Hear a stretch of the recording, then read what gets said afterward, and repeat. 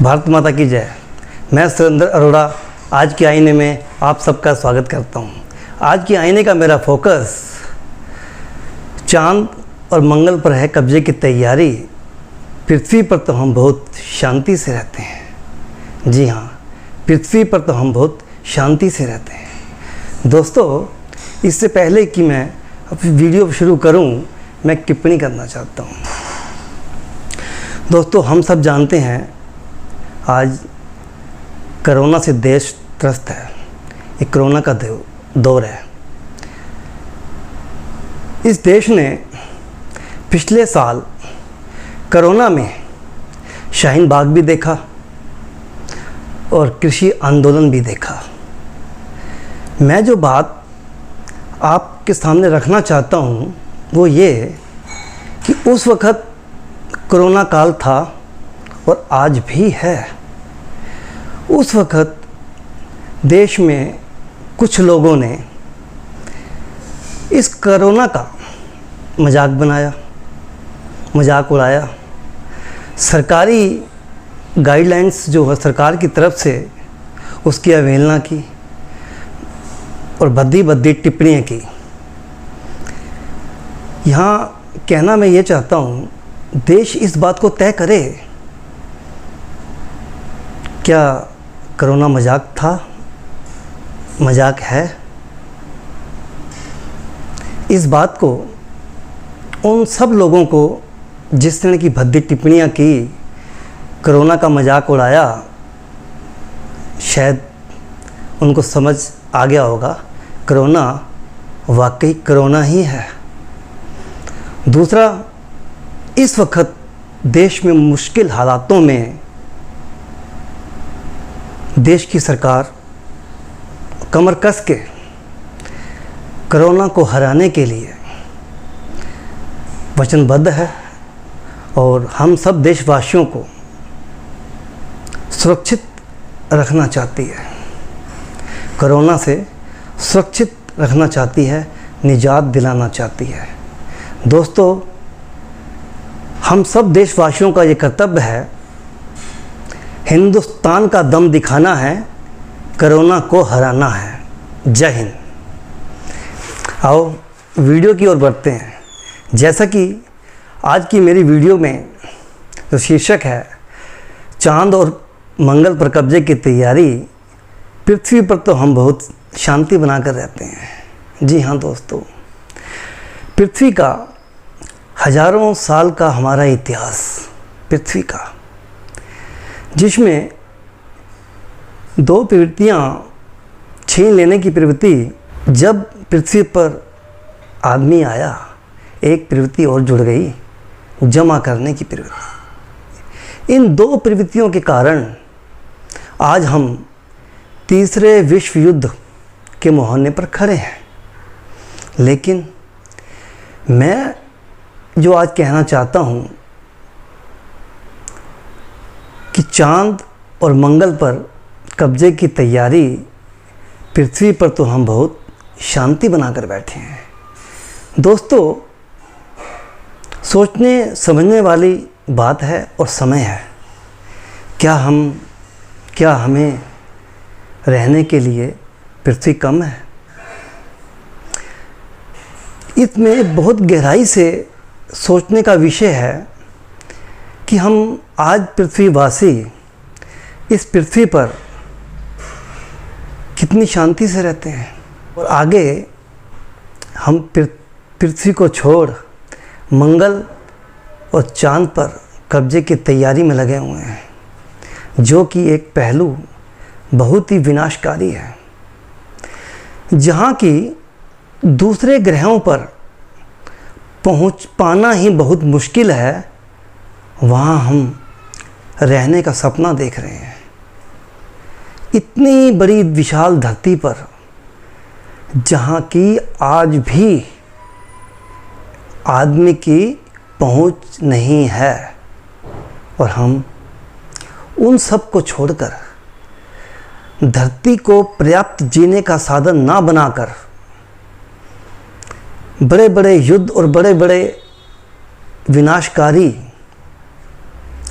क्रियाकलापों पर जुटे हुए हैं और दावा करते हैं चांद और मंगल पर कब्जे की तैयारी का, जो कि बहुत ही विनाशकारी है। दोस्तों, मैं अपनी बात थोपना नहीं चाहता, लेकिन जो साक्ष्य हैं आज तक की हमारी ज़िंदगी, इस मानव की ज़िंदगी जो हमने देखी है, उसका इतिहास लाखों करोड़ों साल का है। मैं और आप सब उस दृश्य को या उस इतिहास को सिर्फ अपने दिमाग के ज़रिए, अपने सोचने की प्रवृत्ति के ज़रिए सोचा व समझा जा सकता है। जहाँ तक कि इतिहासकारों का मानना है, जो कि इतिहास में वर्णित है, जो तथ्य, उन सब को पढ़ने और देखने और समझने के बाद यही निष्कर्ष निकलता है कि मानव जाति का इतिहास अच्छा नहीं था। कत्ल और गैरत की वो ज़िंदगी, कत्ल और गैरत की वो ज़िंदगी, लूट मार और हत्याएं और न जाने कैसी कैसी बर्बरता इस आदमी ने की। हम सब इन बातों को भुला चुके हैं और भूल चुके हैं और हमेशा ही छीन लेने की प्रवृत्ति और जमा करने की प्रवृत्ति को आगे रखकर निरंतर आगे बढ़ते जा रहे हैं, निरंतर आगे बढ़ते जा रहे हैं। दोस्तों, मैं स्पष्ट रूप से कुछ कहूँ, आप सब मुझसे ज़्यादा बुद्धिजीवी हैं। जो भी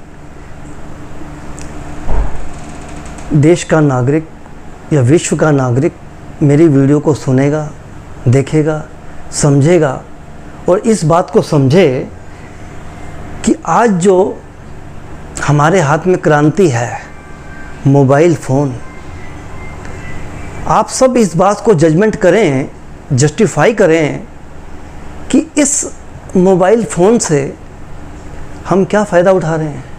इस टेक्नोलॉजी से, इस 21वीं सदी की टेक्नोलॉजी से हम क्या फ़ायदा उठा रहे हैं, सिवाय इसके कि हम इससे समाज में, देश में, दुनिया में सिवाय गंदगी और गंदगी ही फैला रहे हैं। गंदगी का ही आचरण जब भी आप फेसबुक, यूट्यूब, मोबाइल को खोलते हैं, आपको ये सब देखना पड़ता है।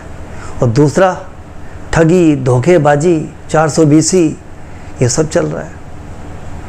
यानी कि मेरा कहने का तात्पर्य यह है कि हम सब पृथ्वीवासी इतनी अच्छी सौगात, इतनी अच्छी टेक्नोलॉजी, जो कि ज्ञान का भंडार है, जो कि हमेशा ही सदैव अमृत की वर्षा कर सकता है और कर रहा है और करे ही करेगा। लेकिन हम सब, आप सब जानते हो कि हम सब इस टेक्नोलॉजी का क्या फ़ायदा उठा रहे हैं, किस तरफ जा रहे हैं। दूसरा, दुनिया भर की न्यायालय, कोर्ट, मैं किसी के ऊपर लांछन या इल्ज़ाम नहीं लगाना चाहता। मैं सिर्फ वो कहना चाहता हूँ जो सच्चाई है, जो कि ये संसार, ये दुनिया, ये देश भुगत रहा है। आज भी इन न्यायालयों में, इन कोर्ट में सच हमेशा से ही झूठ के सामने बोना बनकर पेश हुआ है, बोना बनकर पेश किया जाता है। यानी कि उस सच की कीमत कुछ भी नहीं। उस सच को पाने के लिए 8, 10, 12, 15, 20 साल तक लग जाते हैं। मैं दुनिया से ये पूछता हूँ, 8, 10, 12 या 20 साल का वो समय जिस एक्यूज़ ने, जिस मुवक्किल ने उस लड़ाई को लड़कर उस सत्य की प्राप्ति की, आप मुझे बताएं और अपने आप से यह सवाल पूछें, क्या वो सत्य 20 साल बाद जो हमें मिला या वो उस एक्यूज को मिला, क्या वो फायदेमंद है? इतने समय बाद उस सच को मिलना या उस जीत को मिलना, उसकी तो लायबिलिटी ख़त्म हो गई। 5 साल का बच्चा जो कि 20 साल का हो गया, उसके भरण पोषण की जिम्मेवारी उसके परिवार की। उस परिवार ने एक लंबी लड़ाई लड़ी। 15-20 सालों के बाद उसको सच्चाई प्राप्त होती है, विजय मिलती है। आप सब दुनिया वाले इस बात को तय करें कि दुनिया की कोई भी सरकार 8, 10, 12, 15, 20 साल जिसने की जीत ली है, क्या उसके 20 साल का भरण पोषण उसके परिवार की कोई कीमत तय कर सकता है? जागरूकता भरा सवाल है जिसके लिए मैं किसी को गलत साबित नहीं करना चाहता। ये दुनिया का, समाज का एक चलन बन चुका है। इस बारे में दुनिया की सरकारों को इस बारे में सोचना होगा। झूठ का कद बड़ा होता है और सच्चाई का कद बोना होता है। ये बहुत ही दुख भरी घटना, दुख भरा वाक्य है। दुनिया के सभी सरकारों को इसके बारे में सोचना होगा। क्या सच पाने की कीमत इतनी बड़ी? और अब हम धरती पर कितने शांति बनाकर बैठे हैं और कब्जे की तैयारी कर रहे हैं चांद और मंगल की। जरा ये धरती वासी सोचे कि धरती की काबिलियत या समुद्र के अथाह हम पा चुके हैं, उसको ढूंढ चुके हैं, पृथ्वी के कोने कोने का लुत्फ उठा चुके हैं, उसको जीने लायक बना चुके हैं। उसका एक ही जवाब है दोस्तों, ऐसा कुछ भी नहीं हुआ। धरती, ये पृथ्वी जिसको हम अपनी माता कहते हैं, ये हमारे रहने के लिए, हमारे पालन के लिए पर्याप्त है। और हम जितनी आगे जा रहे हैं, मुसीबतों को न्योता दे रहे हैं। मैं अपनी बात किसी पर थोपना नहीं चाहता। मुझे अपनी बात कहने का हक है। मेरी उम्र के हिसाब से जो मैं जानता हूँ वो तथ्य बिल्कुल सत्य पर आधारित है। क्योंकि मैं एक छोटा सा उदाहरण देता हूँ आपको। हम उन सच्चाइयों को भूल चुके हैं। आओ मैं एक उदाहरण दूँ। राइट्स ब्रदर, जिनको कि पूरी दुनिया इस आविष्कार के प्राप्ति के बाद जानने लगी कि उन्होंने हवाई जहाज का आविष्कार किया था। उन राइट्स ब्रदरों ने हवाई जहाज का आविष्कार किया था।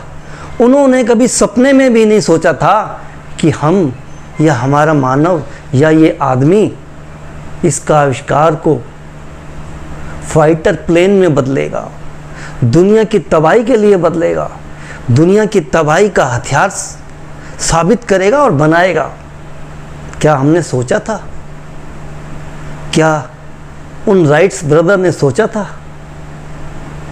ऐसे ही दुनिया भर की टेक्नोलॉजी जिसका कि हम इस्तेमाल, उपयोग, दोस्तों मैं माफ़ी चाहता हूँ, हम सब इन सब टेक्नोलॉजी का जो इस्तेमाल है वो सिर्फ और सिर्फ विनाशकारी साधनों में कर चुके हैं और कर रहे हैं। शांति कहाँ है?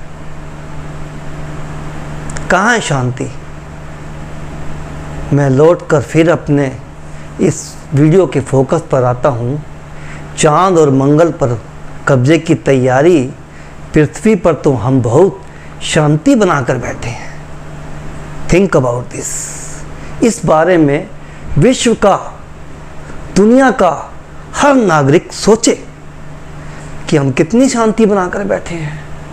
क्या हमारा एक्मोटेशन, भरण पोषण, हम बीमारियों से निजात पा चुके हैं? हम वो सब इस छोटी सी जिंदगी में वो सब अनुभव, लुत्फ, साधनों का इस्तेमाल नहीं कर सके। यहाँ तक कि मैं दावे से कह सकता हूँ धरती के 50% मानव जाति ऐसी है जिसने कि एरोप्लेन ही नहीं देखा, जहाज में बैठने का अनुभव उसको नहीं है। और आज हम चांद और मंगल पर कब्जे की तैयारी कर रहे हैं, जो सिवाय एक विनाश लीला के कुछ नहीं, सिवाय विनाश लीला के कुछ नहीं है। दोस्तों, हम उन तथ्यों को सोचें और समझें कि जिन गहराइयों पर पहुंचना ही बहुत मुश्किल है, वहाँ हम कैसे रह पाएंगे। हमें तो यानी कि हम एक और वहाँ विनाश की तैयारी कर रहे हैं। किसको बर्दाश्त होगा कि मैं चांद पर पहुंच गया, मैं मंगल पर कब्जा करके बैठूं? कौन है जो मुझे कब्जा करने देगा? जा इस बात को पचा पाएगा? मैं एक छोटे से उदाहरण से आपको समझा रहा हूं कि मैं अगर कब्जा कर लूं चांद पर तो किसको बर्दाश्त होगा। ऐसी ही कई बातें जिसको कि हम बर्दाश्त नहीं कर पा रहे हैं। जैसा कि आप आज के माहौल में जो कमिटमेंट हमारे खिलाफ, हमारे देश के खिलाफ, मैं नाम नहीं लेना चाहता, कई कंट्रियों ने किए, जिनको ये बर्दाश्त ही नहीं है कि भारत स्वाभिमानी बन चुका है, स्वाभिमान की ओर बढ़ रहा है, तरक्की कर रहा है। ये सब बात उसको बर्दाश्त नहीं है। दुनिया के कई देश ऐसे हैं जो हमें उन्नति पसंद नहीं देखना चाहते। दोस्तों, दुनिया के देशों की तो मैं बात ही क्या करूं। हमारे देश में हमें नीचा दिखाने के लिए हमारे देश का विपक्ष ही काफ़ी है, चाहे वो किसी भी पार्टी से संबंधित हो, किसी भी भाषा, ज्ञान, बुद्धि, विवेक, पार्टी, समाज से संबंधित हो। जो विपक्ष है उसको ये बर्दाश्त नहीं है कि सरकार चाहे कितना भी अच्छा कार्य करे उसको नीचा दिखाना है। मैं किसी सरकार या किसी पार्टी का पक्ष नहीं रख रहा, मैं सिर्फ सच्चाई का पक्ष रखना चाहता हूं। दोस्तों, जैसा कि उदाहरण मैंने पहले दे दिया कि हमने देश ने शाहीन बाग भी देखा और कृषि आंदोलन भी देखा, नतीजा ये पूरा देश जानता है, टाइम फेस। अंत में मैं अपने शब्दों को ज़्यादा चांद और मंगल को बढ़ाना नहीं चाहता, इसके आगे की स्टोरी बहुत ज़्यादा है। मैं सिर्फ इतना ही कहूँगा कि यहाँ तो हम बड़ी शांति से रह रहे हैं, तो उन अनजाने ग्रहों पर किन किन विवादों का, उलझनों का, प्राकृतिक आपदाओं का, हाँ जी, एलियंस का, जीव जंतुओं का हमें सामना करना पड़ेगा, ये आई डोंट नो, मैं नहीं जानता, और हमारे वैज्ञानिक भी शायद नहीं जानते इस बात को कि हमें क्या क्या वहाँ ठोकरें खानी पड़ेंगी। लेकिन हम और हमारा जुनून, इस आदमी का जुनून इतना बढ़ चुका है कि चांद और मंगल की तैयारी में लगा हुआ है, जो कि एक विनाशकारी लीला के सिवाय कुछ नहीं, सिवाय कुछ नहीं। हमें धरती को और धरती वासियों को एक सुंदर और स्वच्छ और निरोग जीवन देना ही हमारी प्राथमिकता होनी चाहिए। ये मैं अपने आप से तो कहता ही हूँ, पूरी दुनिया के सामने ये संदेश रखना चाहता हूँ। सिर्फ और सिर्फ हमारी फर्स्ट प्रायोरिटी हमारे देश और दुनियावासी को निरोगी और संसाधन युक्त बनाएं। धन्यवाद। जय हिंद, भारत माता की जय। वीडियो अच्छी लगे लाइक करना, शेयर करना, सब्सक्राइब करना। देखते रहिए आज का आईना। फिर मिलता हूँ अपनी एक नई वीडियो में देखते रहिए आज का आईना।